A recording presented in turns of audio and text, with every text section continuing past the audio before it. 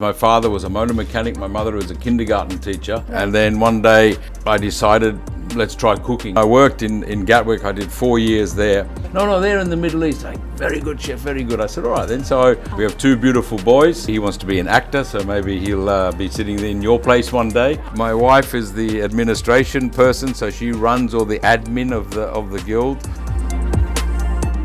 Good afternoon everyone. Hi, this is me Radhika and I welcome you all to our channel The Chef Ways. Today I am at Jumeirah Creekside Hotel where I am going to meet our special guest Andy Cuthbert. He is the Continental Director of Middle East Africa and currently he is working as the General Manager of Jumeirah Creekside Hotel, CNI and Jumeirah Hospitality, Madinat, Jumeirah. So let's welcome him.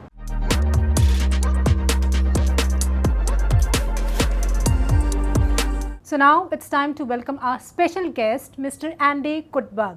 Sir, it's my pleasure to have you on my show. Thank you very much, Radhika. It's great to be with you, and thank you for joining us here at the Jumeirah Creekside Hotel. It's my pleasure, sir. So my audience want to know about you. So can you give a little glimpse about yourself, about your family to my audience? I'd love to. I've been very lucky. I've been here 30 years in Dubai. Oh.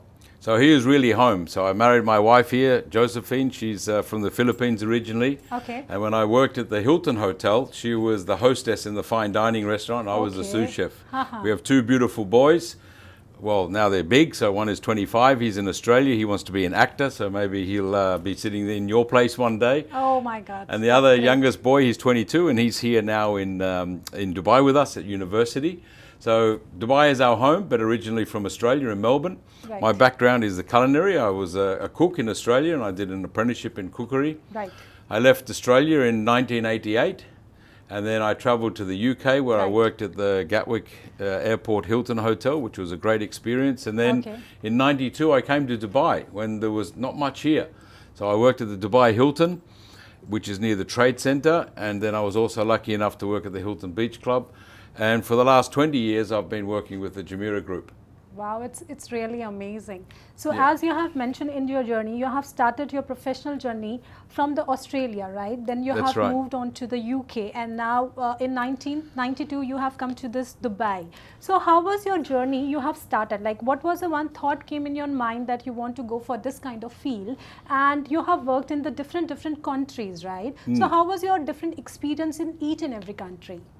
I think in Australia, when I was growing up in the 60s and 70s, my father was a motor mechanic, my mother was a kindergarten teacher. Okay.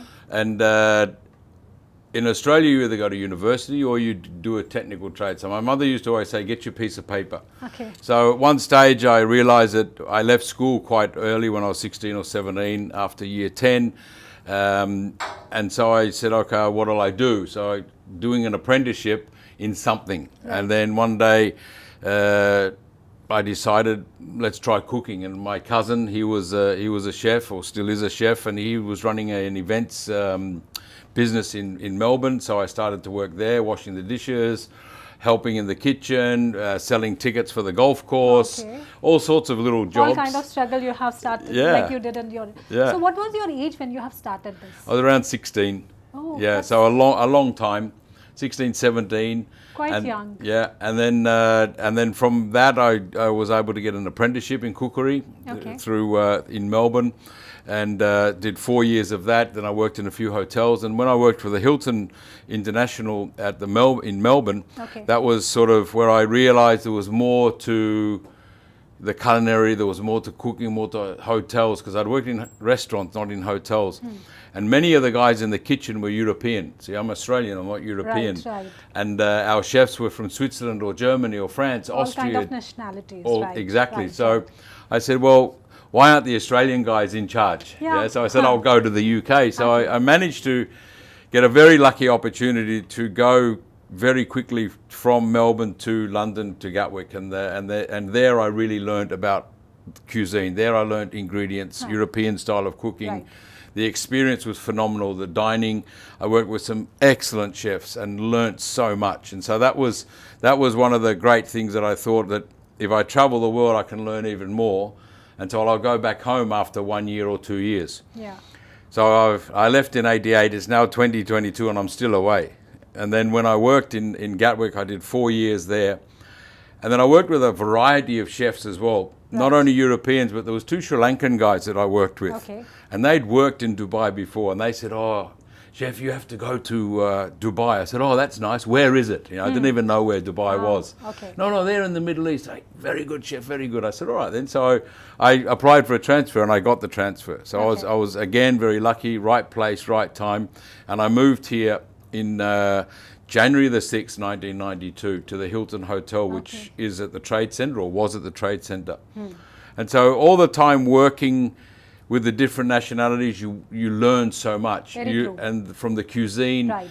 So in Australia, we have our own defined cuisine now. When I went to the UK, it was a very European-centric cuisine, so it was very traditional, which was fantastic because the basics and tradition is very important. And when I came to the UAE, I started to learn about real Indian food, real Sri Lankan food, real Filipino food, real Arabic food, which is different on the street corner in London or in the street corner in Australia. When you have a proper balti, or you have a proper chicken makanwala, or you go down to Sindh Punjab in Karama or in Berdabai and you eat sev puri, you eat a proper biryani, and you learn what naan bread is, and you learn pakora, and all the different cuisines at one big melting pot in the UAE, in Dubai especially. It was phenomenal as a cook. Iranian kebabs, meze from Lebanon or Egypt or Jordan, so all the Syria, all the different cuisines, and that's a really great benefit of being a cook and being able to travel around and work with the guys. Because when I cooked curries, and in England it was different. It wasn't curry. It had nothing to do with curry. But to learn how to make the masala, to learn about the spices, to learn about what is the regions of India or even Pakistan, Nepal, what are the differences in that sort of cuisine. And then across the scope of Arabic cuisine, kebabs from Lebanon, very different to kebabs from Iran. Meze, different as well. The staples are there, but there's so much to learn. So that was always a great thing. You must be very lucky, like, you got the chance to interact with the different people from the different nationalities, right? Yes. And you have learned so much. So as everybody knows that how famous you are, right? How successful you are. That's why we are here for you. Thank you. So what is the secret behind of your success? If I'll say just one thing you want to say about one reason, what would be that the one point you will say for that? What is you have to be patient. You need patience. Yeah. A lot of the young people, they want everything now. Finish it off fast, right? Yeah, and then I need to grow in my career. But you need to learn. So patience, and then learning every day, taking every opportunity as a learning opportunity is most important. I think that was key for me, just to be patient and not want to rush in to become the next position or just take some money to get the next position, but really learn. And then there's so many things, passion, you have to have passion and dedication. It's hard work in the hospitality industry. It's hard work being a cook. But if you love it, then you don't work a day in your life, as Confucius says. Yeah, so you are rocking. Yeah, exactly. That could be the one of the major reasons that, you got the opportunity to learn more and more. Yes, I think travel, working in the hospitality industry, except when COVID came, but when working in the hospitality industry gives you that catalyst to travel around the world, and you see so many guys. You're not stick with one job like 9 to 12. You're Exactly. getting the chance to go other countries and learn the, different culture, different tastes and all. Yeah. And there's so much opportunity in hospitality and being a cook in the service industry to travel. You go on the ships, you go on the cruise liners, or you work in contract catering, or you work in hotels, or you work in big international chains. But it's really up to yourself to push yourself as well. I was only 25, 26 when I left Australia. So I pushed myself to go to Australia with one suitcase and some knowledge just to learn. So you got to, you have to have a lot of self-discipline. Also, you got to have a little bit of sense of adventure as well. Very true, very true. As you're working as a chairman of Emirates Culinary Guild, so what do you want to say about it? Because people are not much aware, I think. So from you, if you will explain them what exactly it is, so that will be the great. The Emirates Culinary Guild is the National Culinary Association of the United Arab Emirates. So we are the Chefs Club. Okay. Yeah, so the Chefs Guild. Yes.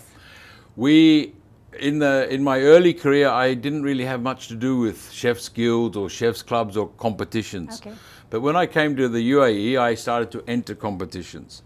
And then my first chef here, Chef Paul Arad, he was the chairman of the guild. Okay. So when he left 26, 27 years ago, I took over his position as the chairman. So as chairman of the guild, I do a lot of the background work, the logistics, the planning. But the great thing about the guild is that you get to meet other chefs. Okay. The opportunity of being within the Emirates Culinary Guild, we're part of a larger global body called the World Association of Chef Societies. I'm the chairman of the Continental region of Africa, Middle East. Right. I also look after the Congress. Every 2 years we do a Congress for the World Association, so we bring hundreds, thousands of chefs, hopefully, to Abu Dhabi in May this year to do our Congress. We run big competitions. We work with the community. We do Guinness World Records. Really? But yeah, we also biggest biryani, biggest longest line of pies, biggest maguga, biggest karak chai. I mean, we've done all sorts of things. But it's those activities that bring you together with the culinary community as well. The chefs called, the president of the Chefs Association of Chennai, he called and they arranged and they helped and they spoke. So it make everything easy. Yeah, and it's this spirit of camaraderie that I found. So it keeps us busy. So we do it voluntarily, of course, as well. Okay. So we volunteer our time. In the front room of my house is the office for the Culinary Guild. So my wife is the administration person, so she runs all the admin of the guild, and our president is Chef Uwe Mikil, who's the consultant director of kitchens at Radisson Blu Deera Creek Hotel.